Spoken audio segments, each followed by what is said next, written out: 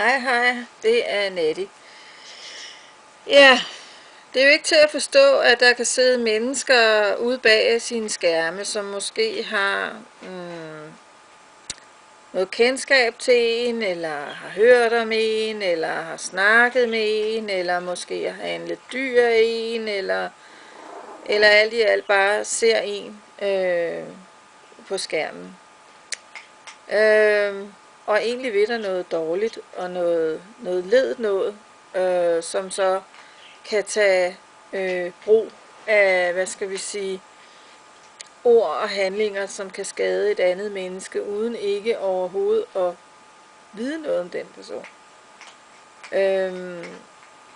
At man har mulighed for at manipulere så godt med ordene, så at man kan få folk med på en bølge til at jagte dig, gøre livet surt for dig, måske endda sætte nogle ting op, som aldrig har været, og så rent figurativt få det til at se ud, som om, at det er et hændelsesforløb. Jeg ved jo, at der sidder nogle damer i Danmark, som har haft kendskab til mig som avler igennem mange år. Og de har aldrig været i mit hjem. Jeg kender dem ikke. Jeg ved ikke egentlig, hvor de kommer fra. Og har endda stiftet bekendtskab med nogen på hundeforum og så videre, som jo deler meninger med os andre. Og iblandt dem har der så været nogle enkelte, jeg har haft nogle diskussioner med. Men ligefrem at blande mig i, hvad andre gør med deres dyr, og hvordan de har deres hunde, og hvor meget de tjener, og hvordan hundene ser ud, og så videre, synes jeg jo ikke, at jeg kan tillade mig at gå op i, med mindre at jeg ved 100% og har set, at dyrene er blevet mishandlet, eller har det dårligt, eller for den sags skyld lider. Og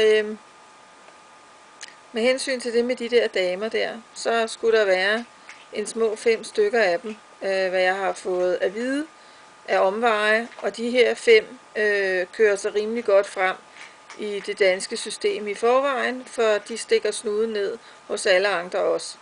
Og i virkeligheden er det ganske almindelige mennesker, ligesom os selv, eller mig selv, som slet ikke aldrig nogensinde har haft hundeavlet deres hunde.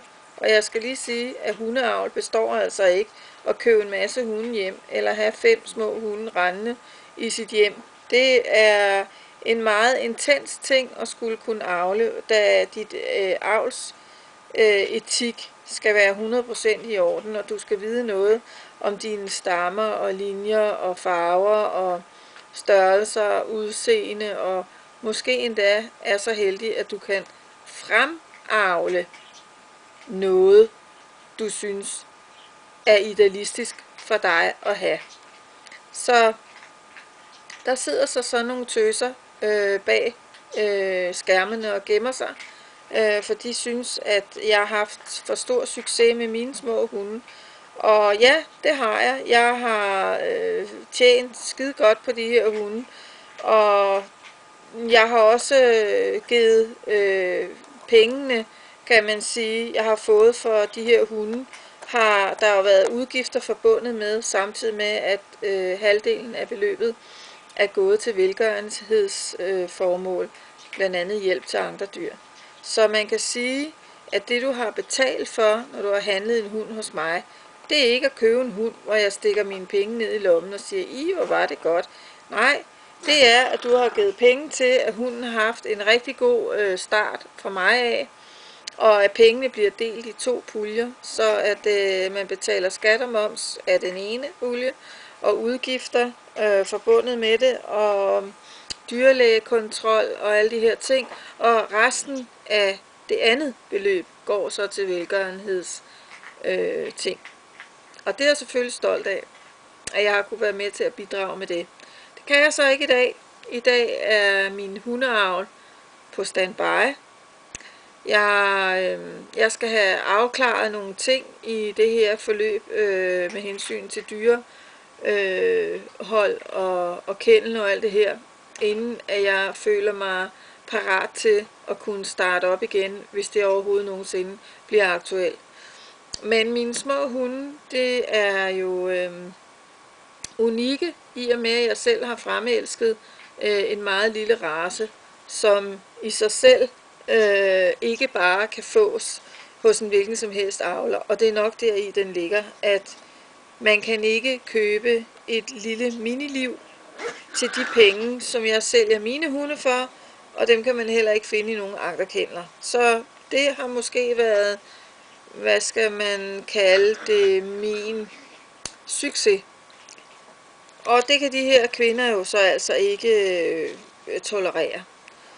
Så til jer kvinder, der sidder der og har et horn i siden på mig, I skal sgu ikke være så kede af det, for det kunne lige så vel ramme jer selv. Og hvis I endelig skal gøre jer klog på avl og etik, så prøv lige at undersøge baggrunden til, hvorfor man egentlig avler. Hvad er årsagen til, at du avler? Hvilken kundskab og viden er der? Og kan du give garanti med til dine hunde?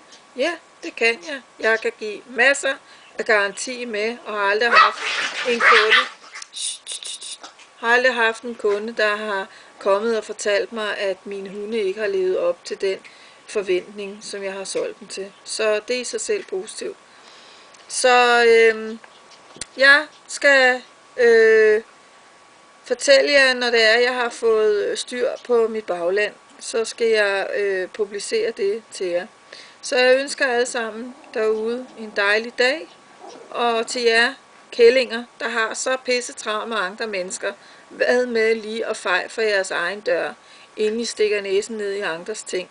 Fordi det, I har medvirket til her, det er det største svineri, I nogensinde har kunnet byde et menneske, som I slet ikke kender.